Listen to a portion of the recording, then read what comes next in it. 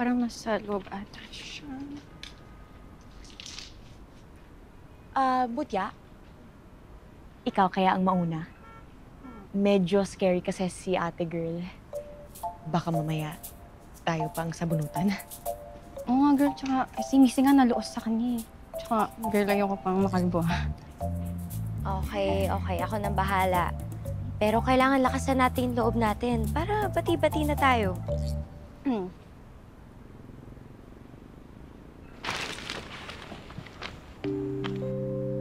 Honey, Anong ginagawa niyo dito? Kanina ko pa yung naririnig, ah. pasensya pala dun sa nakaraan na kung na-judge ka namin agad. Alam mo na, nag-overthink lang, tapos maraming inisip agad. Pero dapat pala kinausap ka muna namin ng maayos. Honey, we're really sorry. Baka naman we can start over? And gusto ka din namin maging friend eh. So, dala kami peace offering. Okay na yun. Pasensya na rin kayo kung naging mahadera ako, ah. Pakaramdam ko kasi na pagkaisahan niyo ako, eh. Pero, erase na yun. Clean slate na tayo, ah. Ito naman kasi sinakidlat, di ka man lang pinakilala, eh. Ako nga pala si Mucha. Tapos ito si Barbie at saka si Chelsea.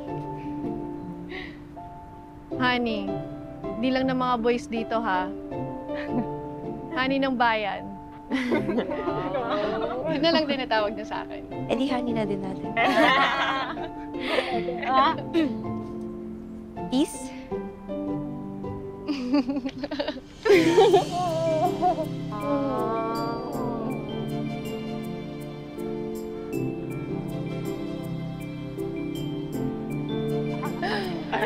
My God!